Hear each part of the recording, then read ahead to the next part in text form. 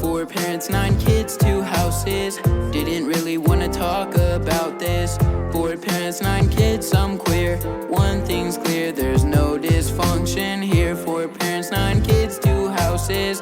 Didn't really wanna talk about this. Four parents, 9 kids, I'm queer.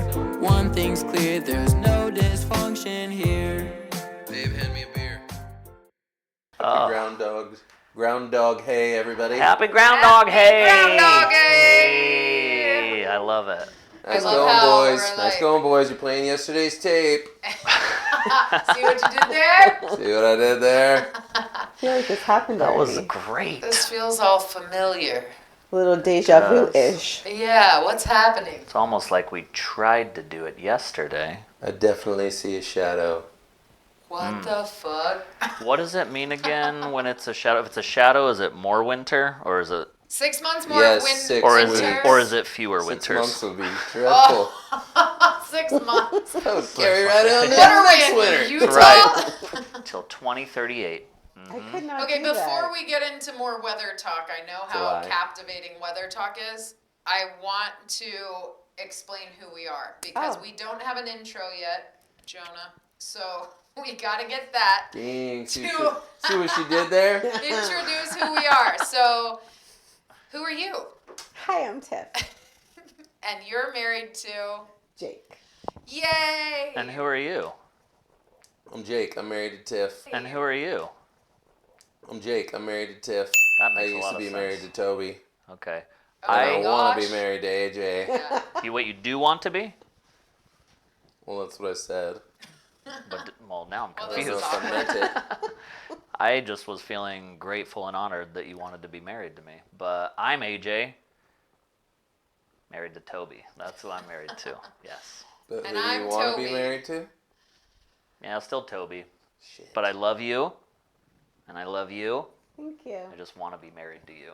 I think that without marriage, Tiff is the best sister wife I've ever imagined. I could have ever imagined. Honestly, as a Mormon, I did daydream about having sister wives, and I feel like I manifested the world's best situation where get a lot we done don't have with to fuck the same guy or anything, Yeah. but we get to work Much. together emotionally, not that much, support I each mean, other. technically. That's actually a Groundhog Day. What? He says What that line? joke. He's like, yeah, you can go to sleep. I won't touch you. Much. That's so true. I felt like I came prepared with the Groundhog's Day knowledge, and I'm readily being shown up right now, and that's okay. Okay. Okay, see what we did there? So, where is the groundhog? And that it Punxsutawney. indicates 6 weeks more of winter for the whole world. I think if he sees it, that's a good question because of time zones. or is it just starting to Punxsutawney feel, or what? In starting to feel like a Pennsylvania. sham. Pennsylvania. Yeah. Starting to feel like a sham. I believed in that groundhog when I was little. I would be like, Phil. please no shadow. We don't want winter. I definitely remember taking it more seriously than it should have been, Yeah. for sure. Like, wait. There's a groundhog that decides if there's more winter? Yeah. Not sure how I feel about it. And he's got to Bipolar be groundhog. old because this thing's been going on for a long time. Okay, so is this an actual thing that happens though? Yeah. It's like it's a Yeah. festival Phil. in Punxsutawney, Pennsylvania. Wait, is it I'm sorry, what? Punxsutawney? Punxsutawney. It's not with an Zoom L? tight. See what he did there? It's not with an L. It's not plunks. You're asking the person that can't pronounce anything I, correctly. All I know I was is just asking the from- person is- from Pennsylvania. All That was my goal. All my knowledge is from the movie, so the movie would have to be historically accurate. Yeah, you'd think. Which I don't know if it is. It probably is. Is I it? would Is assume no L? Punxsutawney. Yeah, Yeah, you're Punxsutawney. probably right. Punxsutawney. I think I always thought there was an L. It's kind of like when you grow up in Utah and frustrated is a word because people just like to throw L's in things. Yes, there are a lot of those. I would hear words people in say that and be Utah. like, that's not a word. Or like how Nuclear, it says Chipotle. frustrated. And Chipotle. Aristotle. And what? Arab- Aristotle? Is he a philosopher? With good fashion sense. Or Will you grab a plate out of the cupboard? mediocre manufactured fashion sense? Milk. Utahns call milk Oh, milk. yeah. And Milk. eggs, and measure. Oh.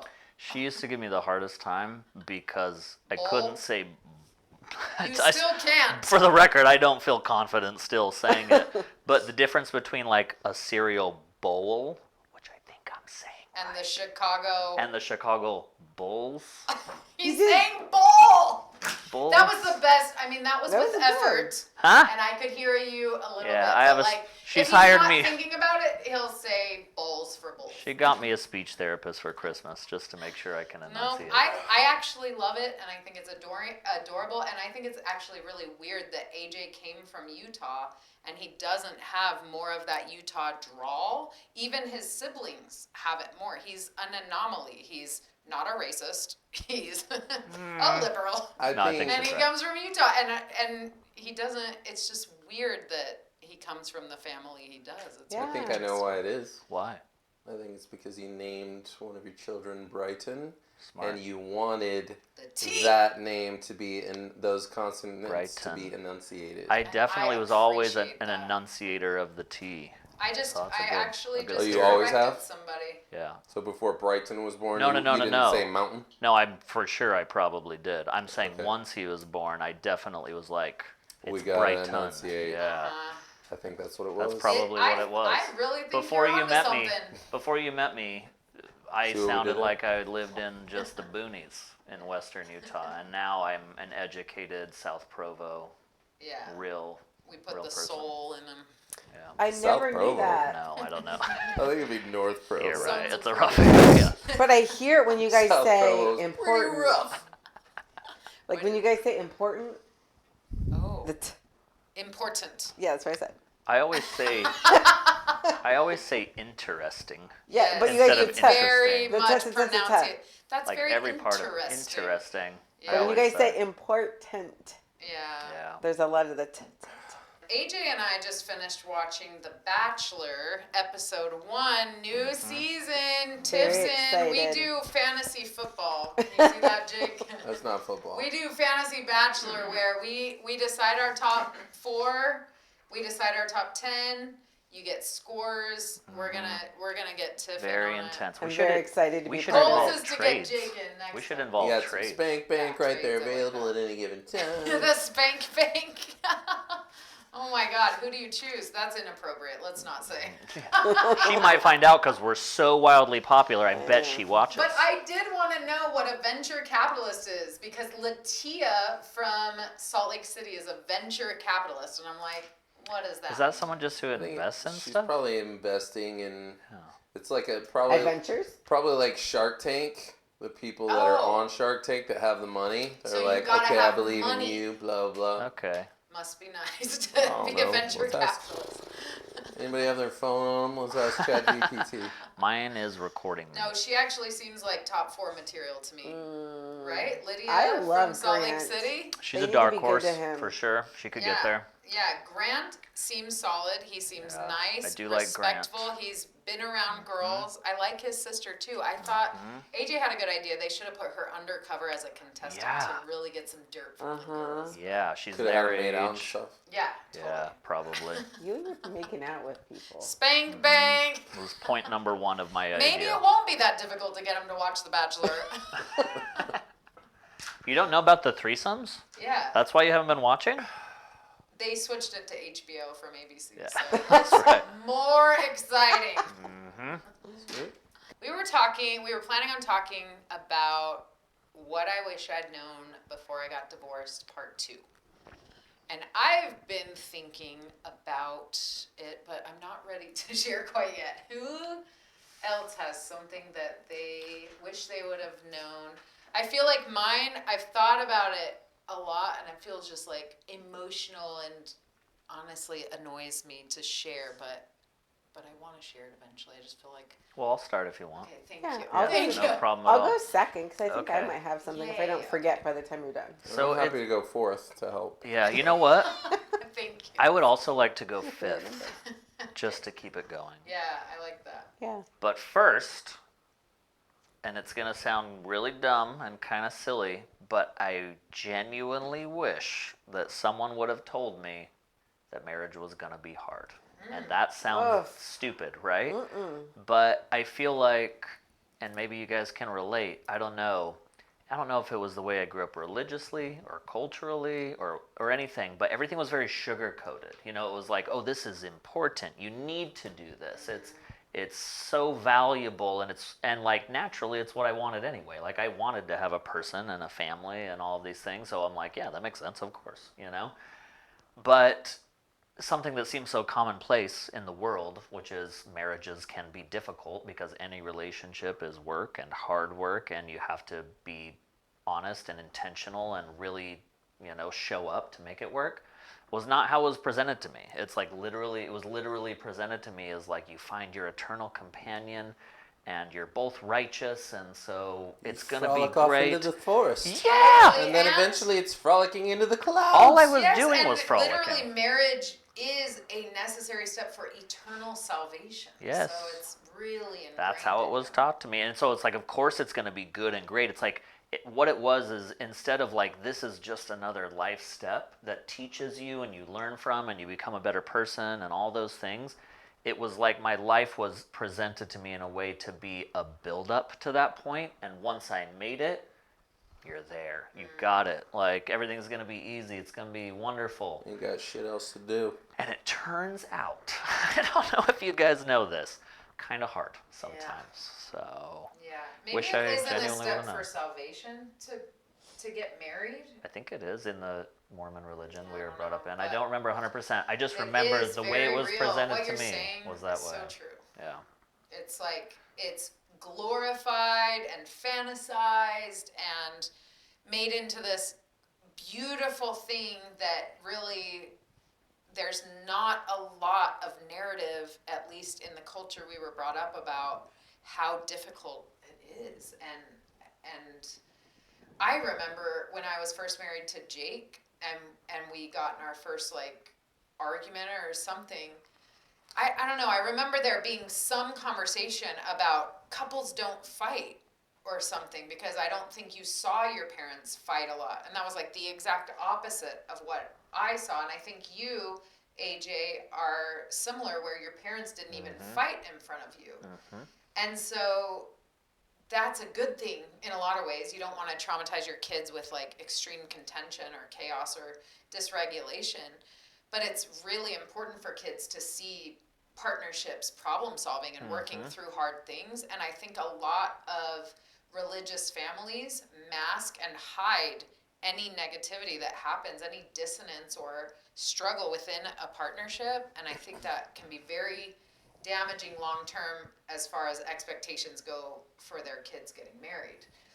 And the opposite was for me, where I saw extreme fighting and I thought that was normal, and that's also not normal. And so I think it really is very difficult, especially when you're encouraged to get married so young. I was barely 19, and that was totally normal in the Mormon faith to get married as a child, Yeah. So. Disagreements are so normal and so such a part of life, and very much so the way I was raised was you handle all of that behind closed doors and you put on this like almost like show Happy for your face. children. Yes, like so they'll be okay. But truly, if it's something we all experience and something we all go through, it's beneficial for kids to see in a healthy way two adults, especially the two adults that they trust and teach them everything they know, have disagreements and work through that in a healthy way. You don't have to tell someone they're stupid. You don't have to scream at someone. You don't have to always be right. You can acknowledge, like, for a child to see their parent be like, wow, that's a really good point. I didn't think about it that way, and I would like to take back what I said now because that makes a lot of sense to me. And so I totally agree with you. It teaches a child, like, I can be wrong, I can disagree, I can be right, and all these things, and I can do it in a healthy way and communicate about it in a healthy way with my partner. I agree. I just think it takes like a whole lot of practice that most people don't have practice doing. I mean, like proper communication without arguing, in my opinion, that's without interrupting each other. Like Toby and I took a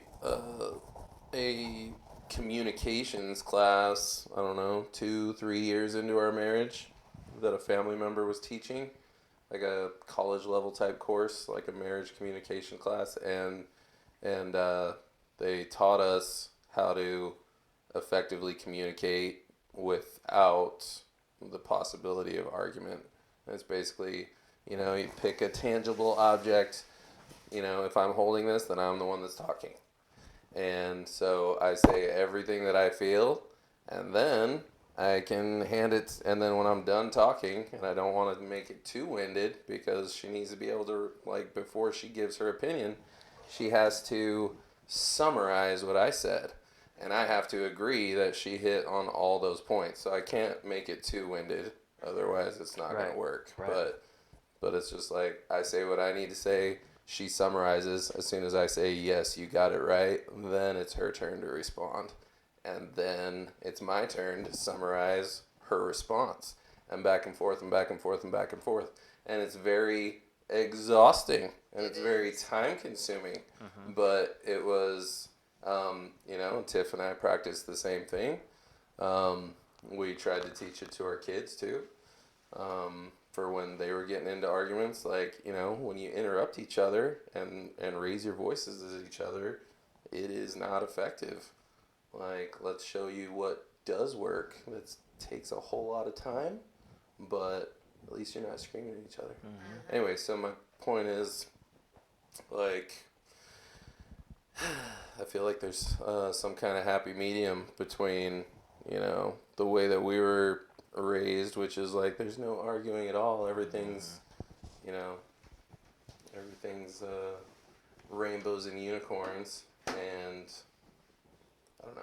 I feel like healthy communication is controlled communication on both sides. As soon as you start losing control, as soon as you start raising your voice, and that's not healthy communication in my opinion, and not something that we should be teaching our kids. That they should be, you know, we weren't witnessing any of it, Right. really. Yeah. We should have been witnessing something. Agreed. But if we're gonna witness it, it needs to be, if the kids are gonna witness it, it needs to be a good example of what good Respectful. communication is. Yeah. Respect, yeah. I love that So good. because it's like the way I'm thinking about it as you're explaining it is it's a new situation. Like we get to this point in adulthood where we find our person and we want to get married, or even just being in a serious relationship. Doesn't have to be marriage or, you know, anything it is. And we feel like we've grown up and learned our lessons. But this is the first time we're an adult in a relationship that is romantic and very deep and connected with another person that, you know, what it might not be the first time, but you know, Marriage, whatever. Yes, maybe. marriage. Yeah, first marriage or whatever, you know. It's like a brand new situation, but sometimes we treat it as I already know everything, when we absolutely don't, because all we know is our own experience, and now we're trying to learn how to adjust to someone else's experience. And it can be even something like training wheels, you know, like maybe you don't need for the rest of your life to, in order to have an argument or disagreement or conversation with your partner, to hold on to a physical object, you know, but it's absolutely fucking helpful if you don't know what you're doing and you're not good at it and you're running into problems over and over again, which is most people when they're first in these relationships, you know. Yeah. So it's not like you have to, like, for 60 years always have a conversation where you're holding on to something and whatever. Right. But it's Just helps very you- helpful up helps you front practice, to yeah. help you practice or whatever. And then maybe you get to a place where you trust each other and you've learned how to communicate in a way that's like, I don't need to hold on to this to know that I need to be listening to what you're saying and being respectful and those things. I love it. That's You great. even have some kind of safe word, like to where if either person is escalating beyond the point to where you guys have already discussed that, you know, this is taking it too far, just a word that either of you can say, you know. AJ knows The my duck safe flies word. at midnight. The duck flies at Mistletoe! midnight. Mistletoe! It's actually Punxsutawney. Is that for Christmases? Punxsutawney. Oh, that's right. Duck flies at midnight was a secret word in Full House when I was a kid. That's so I cool. remember Stephanie, that. She's like, The duck flies. She doesn't remember it. She's like, The duck! The duck! I feel like I remember that. How rude. I love Stephanie. Brené Brown, she's wonderful. She's like a researcher. I don't know. She's an author. She gave a whole talk about apologies and how to do an apology, and we had the kids listen to it for a Sunday lesson a couple years ago or something. But one thing that really stuck out to me about that is that she said, when you are arguing with someone, have it be the intention that when you're listening to the person, you're looking for what you can agree with. Look for what you can agree with. Instead of your next point that's gonna trump what they're saying, slow down, pull back, take a fucking breath, and look for what you can agree with. Because if your goal is to find resolution and not to be right, then you can really make some progress. But if you're protecting your ego and just trying to be right and to win, you know, you're gonna go in circles and circles. But if you're really looking for what you can agree with, you can get somewhere. I like that. That's good. Which is crazy because I feel like, I mean, I love what you said, but I feel like we all naturally, without being taught the appropriate way to do it, are naturally going to communicate the opposite way. Yes. Like, we don't just roll out of the womb like, hey, let me look for what I can Yeah. agree Totally. with. Because the Interestingly- world teaches Takes- us that we're not safe. I was gonna you say, know? It's a interestingly, safety I thing. think we actually do roll out of the womb with that ability. I think it's the world and our It's the experience world at a young around us age that that makes tells us us, need to protect that tells us ourselves. like, Yes. no, you need to let everyone know you're right so that you're okay That and you you're feel safe. safe, instead of looking at like, where am I wrong so I can make other people feel comfortable and safe. It's a total survival mechanism in this That's world. placed on us. You know, Yeah. a baby is totally okay Yeah. opening itself to its mother and nursing from its mother and taking everything from everyone. And then we're Yeah. taught like you're independent and you're supposed to, you know, and we Yeah. create all these blocks of what we should be and what's right and what's wrong and all this stuff. And then we have to protect ourselves and armor up and then the healing process is really removing all of that armor and coming back to ourselves as a little child that is open again. Mm-hmm. You know? It's like when you're a baby, and I've heard you talk about this a little bit before in a different kind of perspective, but like you're playing with your own literal feces. Yeah, it's the And in this you can heal perspective, your life. yeah, It talks about how a baby everyone's does. like, oh, that's so cute. It's a baby. But if you're like 32 and playing with your own feces, you get fired in a restraining order. But also, people think you're crazy and whatever, you know. and you so, wouldn't be it. and yes, correct. But it's like when we're a baby, the world tells us what's okay and what isn't okay because we're not in a place to be capable of being like, yeah, sorry, I disagree, or this is how I feel, and whatever it is. And so it's like undoing it by the time you get older, you get into your 30s, and you're just trying to undo all this stuff that was told to you as, or not even told, it's sometimes through actions or seeing other people behave and thinking like, I guess this is how this all works, you know? It's interesting. And it all comes from dependence because when you're a baby and you're all open and perfect and trusting everyone, you're fully dependent on the people around you. And those people around you program you, and you have no choice but to be programmed because they are your literal lifeblood. They're feeding you, they're keeping you alive. And so we all have that inevitable occurrence of being programmed beyond what we can help because we're fully dependent on the people around us. And then the real work is undoing that. And I think in relationships, more than anything, we are faced with the programming that we've been brought up with, and we have to work with someone else's programming, which is very difficult, and try to come together and undo that and keep the parts that work. And it can be very, very difficult and complicated. And I think what you're saying, Jake, is so important that we communicate in a healthy way. But I do think it's important that our kids see the reality of partnership, you know, Absolutely. Yeah. without freaking them out or traumatizing them. And regardless of what the subject is, it really doesn't matter. Like, you know, as long as you find a common ground, you don't always have to find a common ground, but one absolute common ground that each relationship needs is that the best candy is chewy lemon heads. Yeah. That's common ground I can agree on. Chewy lemon heads I love chewy lemon are heads. not my thing, but I'm with you. Maybe that's why we Chandler split loves up. that. And a divorce was necessary because of it. I'm a chocolate lady. And now maybe Bullshit. we can get together Horse if we're poo. seeing Yeah, eye to eye I on think AJ the likes chewy some lemon chewy heads. sours. Yeah, I so. do. Tiff, are you into chocolate? I'd rather a pink Starburst. Oh! You guys just watch The Bachelor and leave the candy to me. But I do have to like chime in with you guys. Like I didn't have parents. You didn't? That You kept- didn't? No, I know your mom! yeah, that's a She mental is going pause. to be so mad when she hears this. I had two parents. I had my mom. I had Jim and Roberta, but they didn't mind fighting in front of us. Oh. Yeah. So it wasn't a kept secret that parents don't fight. Same girl. So like when I, got married, it was like my hope was I don't want to do what my parents did. I don't want to fight. And then it was like that reoccurring cycle. Well, next time it's going to be better. And I'm going to do this so it's better. That was my broken cycle that eventually we were just like, this, it's not going to work.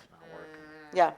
Because the cycle just keeps happening and it's the same thing over and over again with the same result. So how did that affect you going into your marriage with Jake, if you don't mind me asking?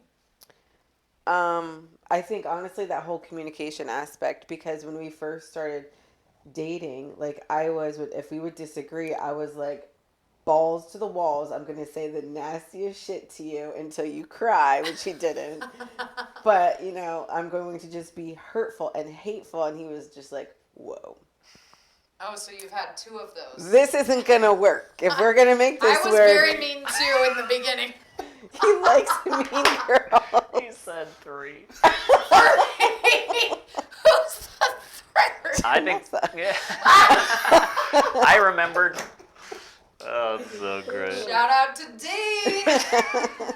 Hi. I bet she listens to every episode. Split my lip though, so funny.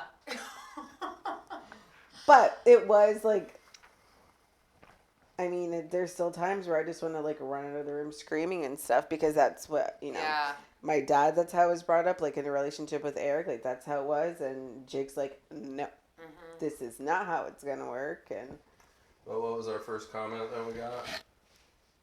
I'll bet she thinks about Eric. Bet she be thinking about Eric. All right. So funny. Do you know what we need to do? We need an episode with a lie detector test, and we'll just Yes. hook everybody up to it and see That would be so fun. who's all into Eric. I thought you meant have an episode next time Eric comes to visit and he's our guest. I Put love him that up to too. the lie detector. Get Eric on the pod. Yes. We I don't even love know if Eric and his girlfriend Terry watch the podcast. Well, they but- should I don't be know on either, it. but I met her recently and she was super nice. Yeah, That she was was fun nice. to meet her. I do like they're her. both very nice. Thumbs up to Terry. But yeah, I can relate, Tiff. I had a lot of contention, fighting, chaos, loudness, and I didn't know any other way. And when AJ and I get into a disagreement, it is so hard. And I have come a long way. Huh, honey? Not me. She's great. I've gone the exact opposite direction. I'm a nightmare.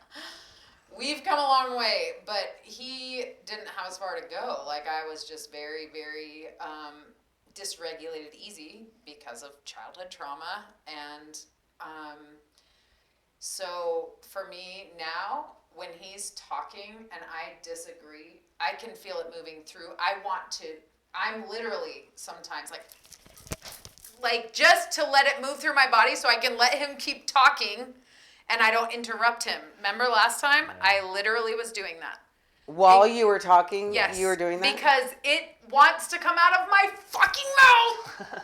And so I have to move it through the rest of my body so I can keep listening to him. How It's do you that continue intense. to... No, I'm not judging. But how do you continue talking I think while... he- every instance. That's her Just expression. covers his eyes and his ears, and Don't. he just keeps on Let's telling not the story. pretend like I've handled it well all the time. Like Fair. and let's not pretend like I am a great communicator all the time. Like, it's definitely two sides, and we both have different issues in the way we were raised. Like, being raised in a way that like isn't.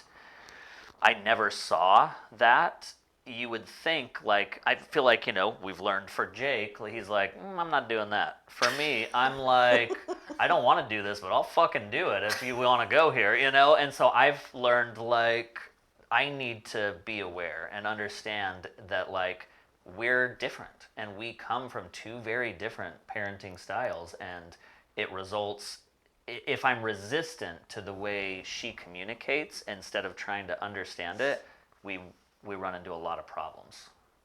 And I think, if I'm not mistaken, he does recognize that I've made a lot of progress. Like, Yeah. I am deeply ingrained to be a Leo, fire, dragon, fucking nightmare. That's how I feel. Like, when I get dysregulated, I have to really practice awareness of my body, of my words, of my breath. It's very hard for me.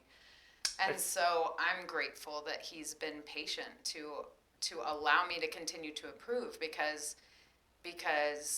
my heart is pure. I want to be better, but we can't help what has happened to us. All we can do is do our best. And so one thing that I've really learned in partnership is the ability to forgive and let go, and that's more from me being forgiven than having to forgive, and I'm very grateful for that. I love you. And also, there are many times where I have had to recognize so much later on in an argument than I want to, that I have been a nightmare and that I have not handled it well, that I've been very steadfast in, no, I'm not the problem, and it's a dance in a relationship, and you have to learn how to, like you were saying, like, really forgive and let it go. It's the whole forgive and forget thing is silly, because nobody forgets. Everybody remembers everything. It's what our brains are built off of. You can't forgive and forget, but you can forgive and let go, because that's a conscious choice to say, I do forgive and I'm letting this go. And that's where it's hard. People will say I forgive you, but they're holding on to it forever, and that's honestly a huge thing for me. I hold on to, like, it's in my heart that I want to forgive, but it's also in my heart that I will remember forever that you fucked me over in whatever way, whoever it is. And it's something I've had to grow with and understand that, like, okay, I can't be saying that I forgive you, even though that's the intent of my heart and it's what I feel like I'm doing, if a week later I'm going to hold it over your head, or, whatever, or a month later, or a year later, And I've been guilty of all three.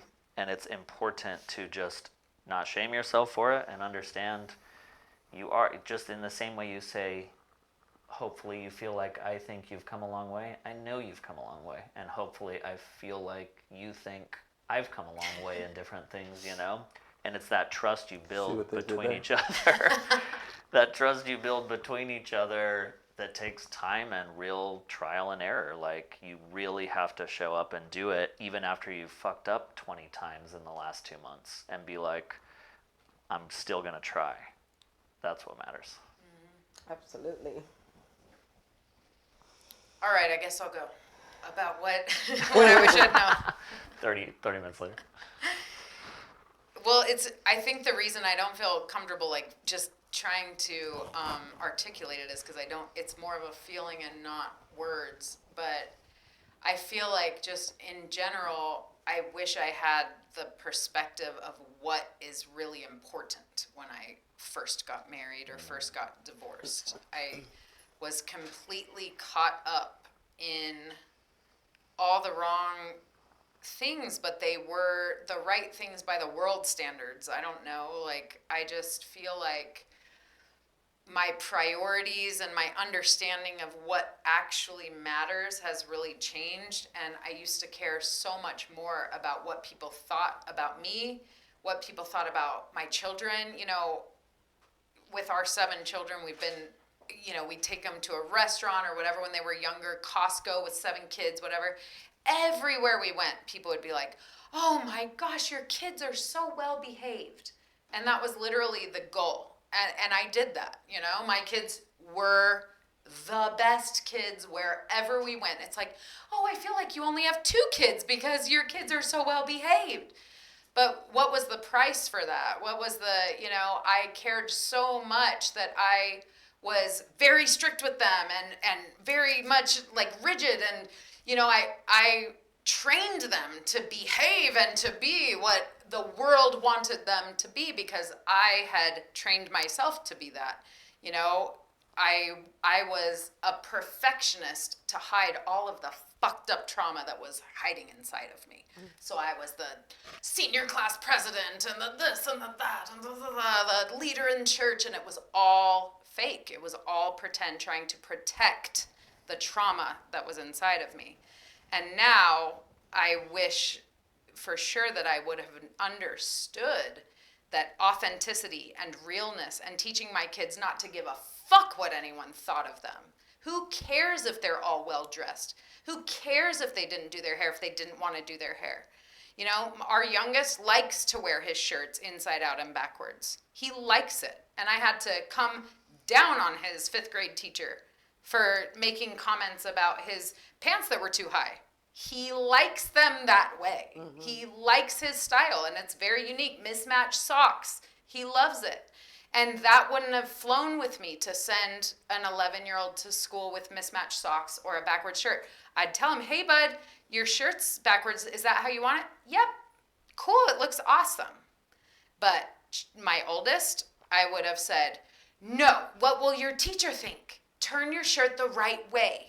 And that's a very small example of the perspective change that I've had of just shedding all of these layers of programming that were put into me and really just being able to see my child in all of his or her glory and to want to celebrate that instead of molding them into what the world tells me they should be.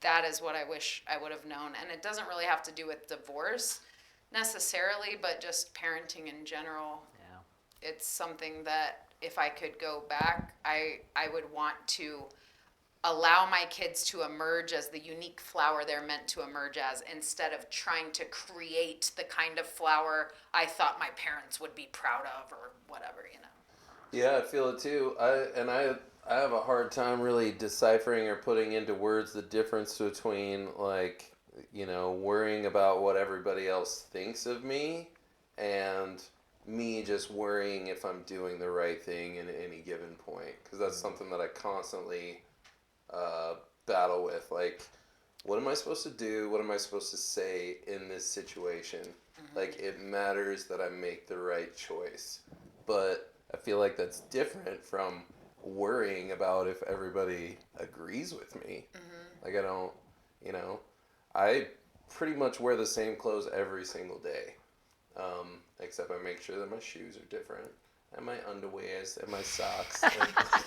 But they're clean. They're you clean. saying underwear plurals is my new favorite thing. Underwears. So. I always look the same, but they're different clothes. Yeah. If that can you makes change sense. that? Because it's I not the relate same shirt. 1,000,000%, by the way. You have like 14 black shirts, but you're switching them out every day. Love it. Right. So I don't really care what people think, because if I cared what they think, then I would probably be wearing something different every day, if that makes sense. Yeah. Mm-hmm. But I don't know, just in my mind about, I don't know. Mm-hmm. It's hard to describe, but every decision I need to make, every thought process is like, it's a whirlwind of what is the right thing to do in this mm-hmm. situation. And I'm, trying to look at everybody's angle of how they're going to feel about it. Mm-hmm. Not how I'm going to be judged about it, but how they're going to feel, how they're going to be affected by the decision that I make. Mm-hmm. I think like a good indicator might be, because what you were expressing at first is like, sometimes I don't know if it's like because like of how I feel or because of how others feel, is the idea of shame. Like if you're feeling shame in some way for any action in your relationship or parenting or whatever, I feel like that really comes from an external source of like, this has been put on me to be a certain way, and because I'm not doing it, this is how I feel like a failure, or I feel like other people think I'm bad, or like I'm wrong, even if other people don't think it, it's just like I feel like other people are going to think whatever, then for me in my life, I've noticed that that's a good indicator that like I'm approaching this the wrong way, or I'm worried about it the wrong way for me, you know? Like if I am thinking about something and I just feel bad about it, and it's not about shame of like, oh, I didn't do it the right way, or I didn't do it the way that other people will think is the right way, or whatever it is, and I just feel like, I wish I would have done that differently because I can see how it hurt someone, or I wish I would have said this, 'cause whatever. It's the difference for me in like shame and just being me doing my best. That's how I feel about it. And for me, I think a lot of what you're talking about, I relate to. Am I doing the right thing? And it reminds me of the moniker, is that what it's called, of choose the right that we were brought up with. There's a song, choose the right when a choice is placed before you in the light, the Holy Spirit guides, this whole song about choosing the right. And you're choosing the right based on somebody that is above you as an authority figure in religion. It's a God that is saying you will be punished if you do the wrong choice. And so you as a young child and me and AJ were brought up, and maybe you in Catholicism too, of this heaven and hell, come in, concept of heaven and hell, or a prophet above you that speaks for God, and they know better than you do. And that is something that I have had to really work to deprogram, because I didn't just have a God, this male God above me that judged my every move. I also had a prophet above me that spoke for God, and then I had a parental situation that oftentimes made me feel like I was wrong, or like I was doing the wrong thing. And so to find God in myself and to learn to trust that I am God and that you are God and that we are all the universe, the God, we cannot separate ourselves from the universal intelligence that created us, that we are one with the creation. I'm still working to undo that programming. I empathize with that. It's like, it's hard for me to trust my own instincts and my own intuition. And it requires a lot of clearing work to remove all of the programming and the blocks to even get in tune with what feels good to me and to trust myself. I'm still working to get there. The programming of religion runs very deep. But I think for me that comes from having an authoritarian figure over me that dictates over my own intuition what is right or what is wrong. And that is the problem, in my opinion, with religion, that it takes the confidence and the literal intuition away from you and says, nope, fuck what you think is good for your heart. You do what I say, because I'm a man above you, and that's what religion does. And that's what the religious God does. So I'm still working to unprogram that in me and to trust that I know what's best, and that choosing the right just means choosing what feels good to me and trusting them. Yeah, I think, it's going to take a whole lot of practice to get rid of, but like when I feel like I might say or do the wrong thing in whatever situation, it kind of just takes me back to like a shameful little boy that might make a peep in church. Yeah. So real. It's real. It's crazy. Yeah. It is crazy, like we're all familiar with the phrase, the natural man is an enemy to God. We heard it so many times. And growing has up. been since the fall of Adam. And when, will be. and when you Forevermore. hear that as a child, at least for me, I connected that with, well, I'm a natural man. Am I an enemy? And what it really does make you feel is exactly what you described, which is like, I cannot trust myself. My natural instincts. Yes, and what I have learned is that I can trust myself. That like, I have good intentions, I have a good heart, I'm a good person who wants to do good, and this experience is for me to learn. Like, nobody comes to this experience and doesn't make a mistake. if the intention is to come here and be here or whatever it is and make mistakes and learn from it, then it can't be that the natural man is an enemy to God. The natural man is a tool that helps us grow closer to what God is, you know? And so for me, making that mindset switch and looking at it that way has really helped. I see what you did there. I see what you did I see what you there. did there. Oh, thanks for Been being a with good us. chat, Did there. guys. Thanks for hanging out. Yeah. I'll have a sweet vermouth on the rocks with a twist, please. Oh, Ayo. do you know Nancy? Cheers. Nancy Taylor? Nancy Taylor? Cheers, everybody. Cheers. Oh, I have Love anything you in my all. drink. That's all right. I'll pretend I do. It's all right. It's the It What? was very good. Thanks for being here. yes. Thank you, you. everybody. We It was love you. wonderful. Mwah. See you later. Love Bye. you. Bye. Love you long time. Bye. Bye. 4 parents, 9 kids, 2 houses. Didn't really wanna talk about this. 4 parents, 9 kids, I'm queer. One thing's clear, there's no dysfunction here. 4 parents, 9 kids, 2 houses. Didn't really wanna talk about this. 4 parents, 9 kids, I'm queer. One thing's clear, there's no dysfunction.